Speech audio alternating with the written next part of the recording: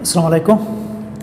तो dear students, last time हमने discuss किया था दो लेक्चर्स में कि व्हाट इज़ हाइब्रिडाइजेशन और टाइप्स ऑफ हाइब्रिडाइजेशन, और फिर why does hybridization take place and how hybridization take place, और हाइब्रिडाइजेशन के लिए कौन से जो प्रिंसिपल्स है, कौन से जो शराइत है, वो हमने डिस्कस किए थे।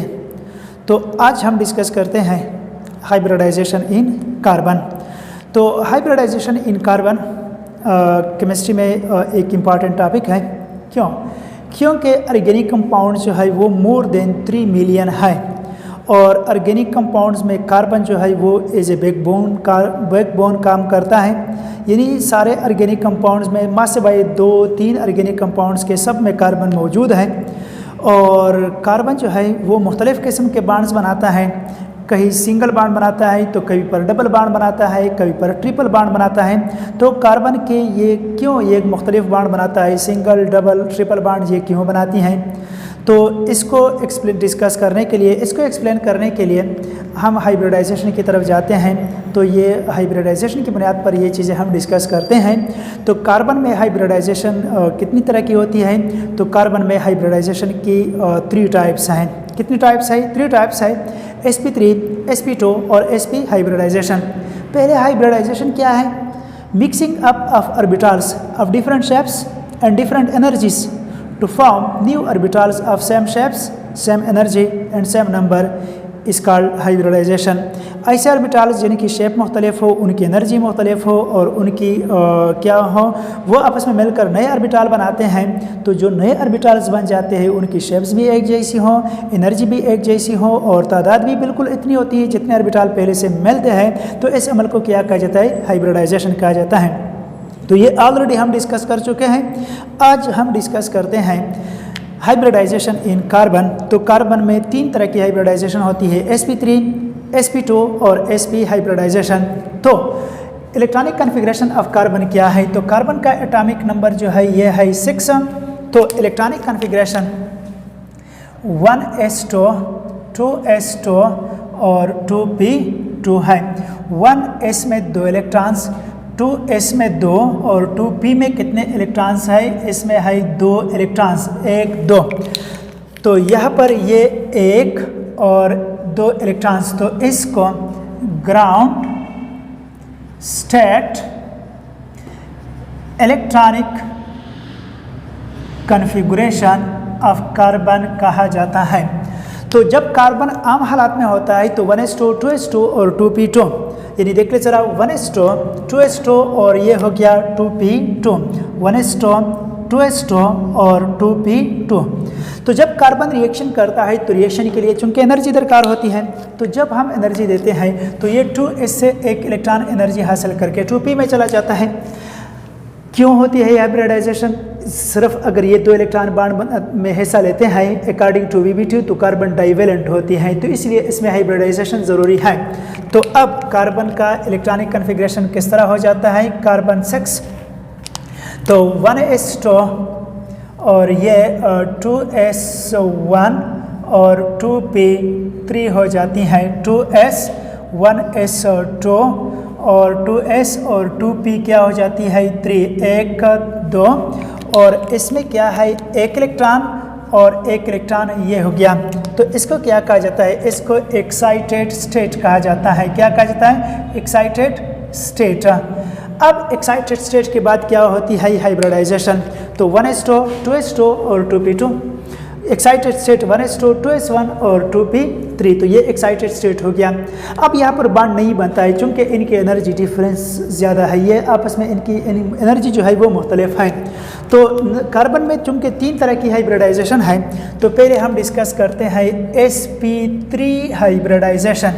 तो sp3 हाइब्रिडाइजेशन में क्या होती है? एक s ऑर्बिटल और 3 p ऑर्बिटल्स मिलकर 4 नए ऑर्बिटल्स बनाते हैं। तो 1s2 यहाँ पर और यहाँ पर ये 4 नए ऑर्बिटल्स बन गए, 1 2 3 और ये 4, 1 2 और इसके साथ तो ये नंबर 3 और 4। तो इसको क्या कहा जाता है? 4 और sp3 हाइब्रिड ऑर्बिटल्स कहा जाता है। क्या कहा जाता है? 4sp3 hybrid orbitals. और इस अमल को क्या कहा जाता है? sp3 हाइब्रिडाइजेशन कहा जाता है।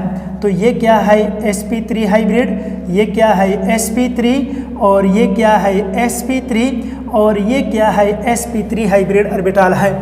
तो हर एक यानी ये एक s ऑर्बिटल और 3p मिलकर 4 नए ऑर्बिटल बन गए, 4sp3, एक s और 3p। तो हर एक sp3 हाइब्रिड ऑर्बिटल में s के करेक्टर होंगे 25% और p के करेक्टर होंगे 75%। तो what is sp3 hybridization? The mixing of one s orbital and 3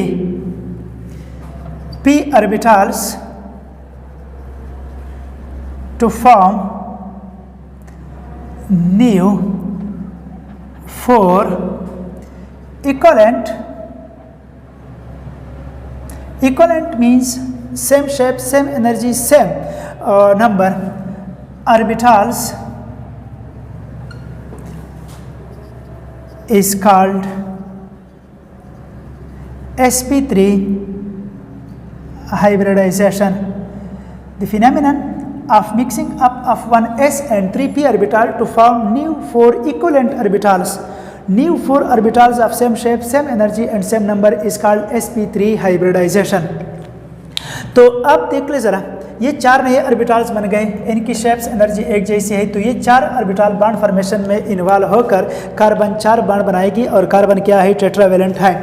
तो कार्बन जब sp3 हाइब्रिडाइज्ड होता है तो ये देख लो जरा, ये एक sp3 हाइब्रिड ऑर्बिटल, दूसरा sp3, तीसरा sp3 और चौथा sp3 हो गया। एक इलेक्ट्रॉन, एक इलेक्ट्रॉन, एक इलेक्ट्रॉन, एक इलेक्ट्रॉन।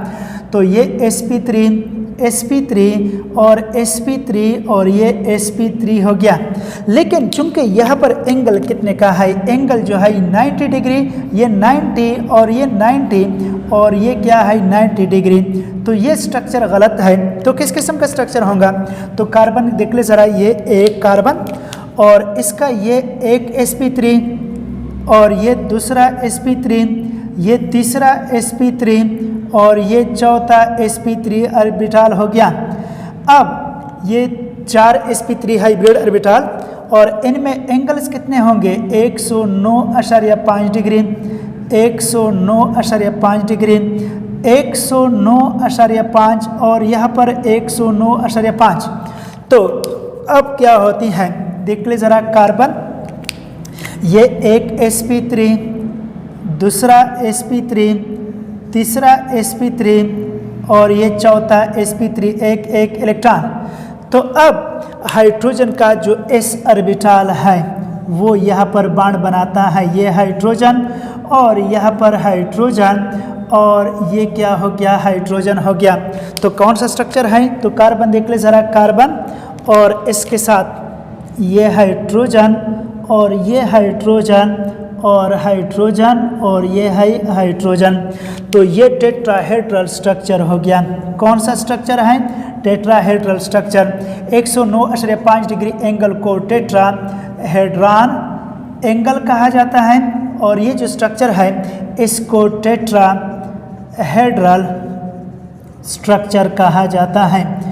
तो जब कार्बन sp3 हाइब्रिडाइज्ड होता है तो इस सूरत में ये 4 सिंगल कोवेलेंट बॉन्ड बनाएगा। यानी जब कार्बन 4 एटमों के साथ अटैच हो तो उस सूरत में यानी 4 सिग्मा बॉन्ड बनाए हों तो उस सूरत में ये क्या होगा? sp3 हाइब्रिडाइज्ड होगा। ये फिर नेक्स्ट टॉपिक में हम स्टेरिक नंबर फार्मूले से मालूम करेंगे कि हाइब्रिड कोई एटम जो है वो कौन सा हाइब्रिडाइजेशन उसमें हो चुका है। तो स्टेरिक नंबर उसके लिए इस्तेमाल हम करते हैं, यानी number of atoms attach to central atom जमा lone pair of electron plus valence shell of central atom. तो अगर स्टेरिक नंबर 4 आ गई तो ये sp3 हाइब्रिडाइजेशन होगी। स्टेरिक नंबर 3 है तो sp2 है। स्टेरिक नंबर 2 है तो sp हाइब्रिडाइजेशन होगी। स्टेरिक नंबर 4 है तो sp3 होगी या dsp2 होगी। स्टेरिक नंबर 5 है तो dsp3 होती है। स्टेरिक नंबर 6 है तो d2sp3। तो वो फिर हम नेक्स्ट टॉपिक में हम डिस्कस कर लेंगे।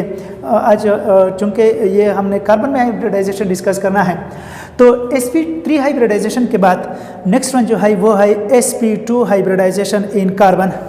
तो व्हाट इज sp2 हाइब्रिडाइजेशन? तो sp2 हाइब्रिडाइजेशन को डिस्कस करने के लिए कार्बन का एटॉमिक नंबर क्या है 6, इलेक्ट्रॉनिक कन्फिग्रेशन ग्राउंड स्टेट में 1s2, 2s2 और 2p2। जब ये एक्साइटेड स्टेट बनाता है तो 1s2, 2s1 और 2p3 हो जाती हैं। अब इसके बाद है sp2 हाइब्रिडाइजेशन।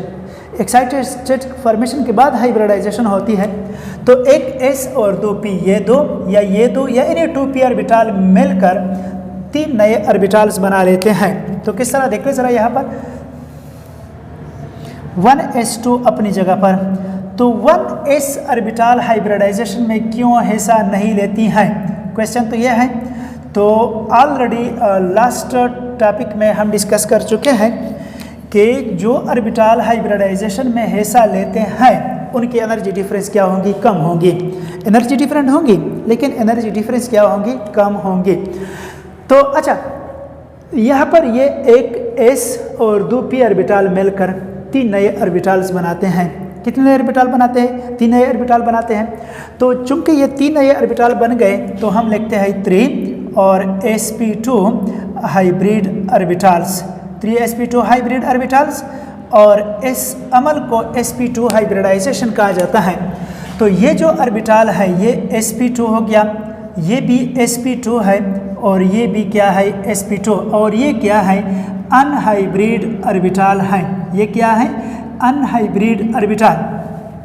तो sp2 हाइब्रिड ऑर्बिटल में इसके करेक्टर कितने होंगे? p के कितने होंगे? तो इसके करेक्टर है 33.33% और p के करेक्टर है 66.66%। यानी x के करेक्टर है 33% और p के करेक्टर है 67%। तो what is sp2 hybridization? The phenomenon of mixing up of one s and 2p orbital to form new 3 equivalent orbitals is called sp2 hybridization। 1s और 2p ऑर्बिटल मिलकर 3 नए orbital बनाते हैं, इसको sp2 हाइब्रिडाइजेशन कहा जाता है। तो जब कार्बन sp2 हाइब्रिडाइज्ड होता है, ये देख ले जरा कार्बन, तो ये एक sp2 हाइब्रिड ऑर्बिटल, दूसरा और ये तीसरा है, तो एक इलेक्ट्रॉन और एक इलेक्ट्रॉन। तो ये अनहाइब्रिड p ऑर्बिटल है। तो इसमें देख ले ज़रा यहाँ पर एंगल कितने का होगा? ये sp2 में जो एंगल है ये 120 डिग्री और ये है 120 डिग्री, और ये इनके साथ कितने का ज़ाविया बनाता है? ये बनाता है 90 डिग्री का एंगल। यानी देख ले ज़रा, ये कार्बन है एक sp2, दूसरा sp2, तीसरा sp2, इनमें एंगल कितने की है? 120 और 120 की है। एक sp2, दूसरा sp2, तीसरा, और ये अनहाइब्रिड p ऑर्बिटल है, तो ये कितने का ज़ाविया बनाता है? ये इनके साथ 90 का ज़ाविया बनाता है। ये sp2 और sp2, और ये अनहाइब्रिड p ऑर्बिटल है, ये इनके साथ 90 का ज़ाविया बनाता है। अब क्वेश्चन ये है कि अगर ये 3 ऑर्बिटल ये आपस में ये बॉन्ड फॉर्मेशन में क्यों हिस्सा नहीं लेते हैं? जब ये s इनके साथ मिलता है तो सिर्फ ये बॉन्ड फॉर्मेशन में क्यों हिस्सा नहीं लेते हैं? तो चूंकि s ऑर्बिटल जो है वो स्फेरिकल है, ये तो बॉन्ड बनाएंगी, s ऑर्बिटल जो है वो स्फेरिकल है, वो पाई बॉन्ड नहीं बना सकता है, इसीलिए हाइब्रिडाइजेशन में इसका होना लाजमी है। तो देख लो ज़रा, ये एक कार्बन हो गया और इसका ये एक sp2, दूसरा sp2, तीसरा sp2, एक इलेक्ट्रॉन, और ये दूसरा कार्बन है, इसका ये एक sp2, दूसरा sp2, तीसरा sp2 बॉन्ड, यहाँ पर बॉन्ड। अच्छा, ये sp2 और ये sp2, ये sp2 और sp2, और ये sp2 और ये है sp2। तो यहाँ पर हाइड्रोजन का s ऑर्बिटल आ जाता है बॉन्ड, यहाँ पर हाइड्रोजन का s ऑर्बिटल बॉन्ड, ये हाइड्रोजन का s बॉन्ड और हाइड्रोजन का s ऑर्बिटल बॉन्ड, और यहाँ पर ये कार्बन है, तो इस पर ये अनहाइब्रिड p ऑर्बिटल है। ये क्या है? ये अनहाइब्रिड p ऑर्बिटल है, यानी ये sp2, तो इस कार्बन का एक sp2 उस कार्बन के sp2 के साथ, दूसरा sp2 हाइड्रोजन के s और तीसरा s हाइड्रोजन के s के साथ। तो इस दोनों कार्बन पर एक अनहाइब्रिड p ऑर्बिटल है, और ये p ऑर्बिटल आपस में किस तरह होते हैं? पैरेलल होते हैं। इस तरह जब पैरेलल होते हैं तो ये आपस में क्या करती हैं, साइड वाइज ओवरलैपिंग करती हैं यहाँ पर, और जब यानी यहाँ पर इलेक्ट्रॉन आकर बांड, और जब इलेक्ट्रॉन निचले लूप में आ जाते हैं तो यहाँ पर इलेक्ट्रॉन आ जाते हैं, मुश्तरक हो जाते हैं, और कौन सा बांड बनाते हैं, पाई बांड। तो ये सिग्मा बांड हो गया, ये सिग्मा, सिग्मा और सिग्मा और सिग्मा, और यहाँ पर ये कौन सा बांड हो गया, ये हो गया पाई बांड।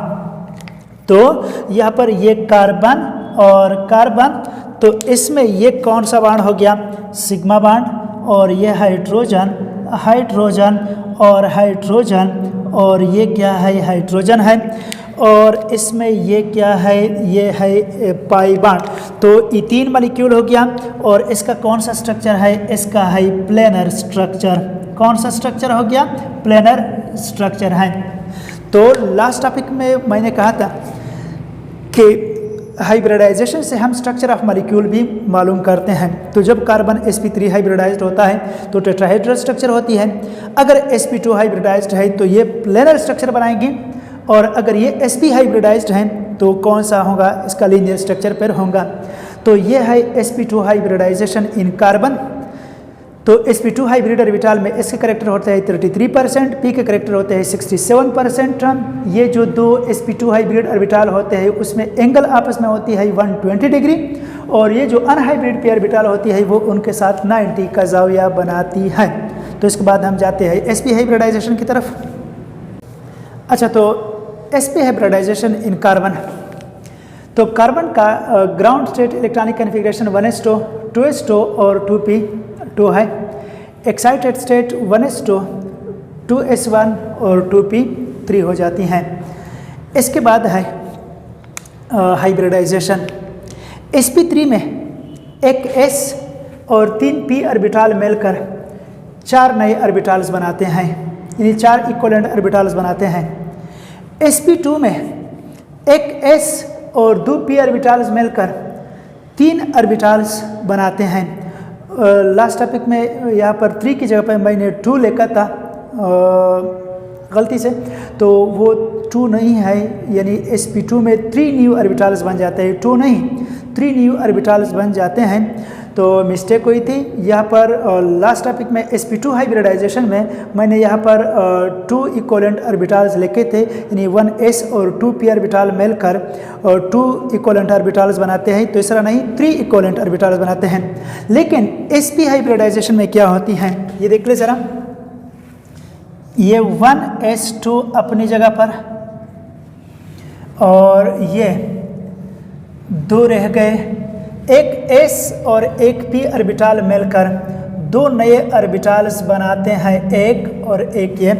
तो इसमें ये एक और एक का, तो ये 2 न्यू ऑर्बिटल्स बन गए, तो इनको 2sp हाइब्रिड ऑर्बिटल्स कहा जाता है। क्या कहा जाता है, 2sp हाइब्रिड ऑर्बिटल्स। और ये 2 क्या है, ये अनहाइब्रिड ऑर्बिटल्स हैं, ये अनहाइब्रिड p ऑर्बिटल्स हैं, अनहाइब्रिड p ऑर्बिटल्स। तो इसको क्या कहा जाता है, sp हाइब्रिड, और इसको कहा जाता है sp hybrid orbital. sp hybrid orbital में इसके करेक्टर होते हैं 50% और p के करेक्टर कितने होते हैं, 50% होते हैं। तो व्हाट इज sp हाइब्रिडाइजेशन?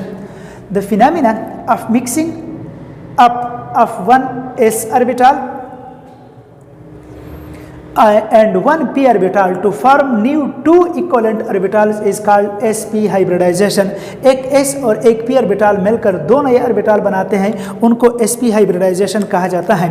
तो जब कार्बन sp हाइब्रिडाइज्ड होता है तो देख ले ज़रा, यहाँ पर ये एक sp हाइब्रिड ऑर्बिटल एक इलेक्ट्रॉन, और ये दूसरा sp हाइब्रिड ऑर्बिटल एक इलेक्ट्रॉन है।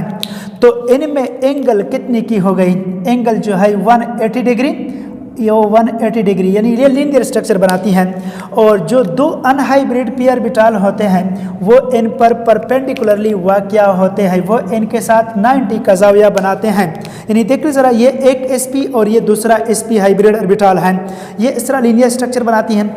जो दो अनहाइब्रिड पेयर ऑर्बिटल है, एक इस तरह होता है 90 का ज़ाविया और दूसरा इस तरह होता है इसके साथ 90 और यहाँ पर भी 90, यानी ये sp हाइब्रिड ऑर्बिटल में आपस में एंगल कितने की होती है 180 डिग्री, और जो अनहाइब्रिड ऑर्बिटल होती हैं वो sp हाइब्रिड के साथ भी 90 का ज़ाविया बनाती हैं और आपस में भी उनमें 90 डिग्री का एंगल होता है। तो जब कार्बन sp हाइब्रिडाइज्ड होता है तो बॉन्ड किस तरह बनाता है, तो देख ले ज़रा, ये एक कार्बन है, इसका ये एक sp हाइब्रिड ऑर्बिटल और दूसरा sp हाइब्रिड ऑर्बिटल, sp और sp, एक इलेक्ट्रॉन और एक इलेक्ट्रॉन, और ये दूसरा कार्बन है, देख ले दूसरा कार्बन, तो इसका ये एक sp और ये दूसरा sp हो गया, sp और sp, एक इलेक्ट्रॉन और एक इलेक्ट्रॉन, तो ये sp sp ओवरलैपिंग हो गई। यहाँ पर ये कार्बन का sp उस कार्बन का sp, तो ये हाइड्रोजन है s ऑर्बिटल और ये हाइड्रोजन s ऑर्बिटल ओवरलैपिंग, तो यहाँ पर ये कौन सा बॉन्ड बन गया सिग्मा सिग्मा, और ये है सिग्मा सिग्मा सिग्मा, और ये है सिग्मा। अच्छा, इस कार्बन पर एक अनहाइब्रिड पी ऑर्बिटल मौजूद है, py है ये, और इस पर ये py है, ये क्या है py और py, एक इलेक्ट्रॉन और एक इलेक्ट्रॉन, और इस पर भी एक अनहाइब्रिड p और दूसरा अनहाइब्रिड p, यानी एक इलेक्ट्रॉन और एक इलेक्ट्रॉन, pz और ये है pz, तो py आपस में इस तरह पैरेलल होते हैं, pz इस तरह पैरेलल होते हैं, तो py यहाँ पर ओवरलैपिंग करते हैं, pz यहाँ पर ओवरलैपिंग करके पैरेलल ओवरलैपिंग करके पाई बॉन्ड बनाते हैं। तो यहाँ पर अगर इलेक्ट्रॉन अपर लूप में है तो बॉन्ड, जब इलेक्ट्रॉन नीचे चले जाते हैं तो यहाँ पर ओवरलैपिंग होती है, जब इलेक्ट्रॉन एल लूप्स में होते हैं तो पाई बॉन्ड, और जब यहाँ पर होते हैं तो पाई बॉन्ड। तो कौन सा स्ट्रक्चर हो गया, देख ले ज़रा, कार्बन और ये कार्बन, तो इसका ये sigma bond, hydrogen sigma bond, और यहाँ पर ये पाई बॉन्ड, और ये क्या है, ये हो गया पाई बॉन्ड। तो कौन सा स्ट्रक्चर है, इसका जो स्ट्रक्चर होता है वो है लीनियर। कौन सा स्ट्रक्चर बनाता है, लीनियर स्ट्रक्चर बनाता है। यानी हाइब्रिडाइजेशन से हम क्या चीज़ मालूम करते हैं, स्ट्रक्चर मालूम करते हैं, प्रॉपर्टीज़ मालूम करते हैं, रिएक्टिविटी मालूम करते हैं। किस तरह, sp3 हाइब्रिडाइजेशन हुआ है तो टेट्राहेड्रल स्ट्रक्चर होंगी, sp2 हाइब्रिडाइजेशन है तो प्लेनर स्ट्रक्चर, sp हाइब्रिडाइजेशन है तो लीनियर स्ट्रक्चर। रिएक्टिविटी, जब sp3 हाइब्रिडाइजेशन होती है, कौन सा हाइब्रिडाइजेशन होता है, sp3 हाइब्रिडाइजेशन जब होती है तो carbon hydrogen hydrogen hydrogen hydrogen, तो sp3 हाइब्रिडाइजेशन में यह है sp3, sp2 देख ले ज़रा, ये कार्बन sp2, और यहाँ पर क्या है कार्बन ट्रिपल बॉन्ड, ये हाइड्रोजन। तो यहाँ पर कौन सा हाइब्रिडाइजेशन है, sp3 है, यहाँ पर देख ले ज़रा sp3, यहाँ पर है sp2 और यहाँ पर है sp।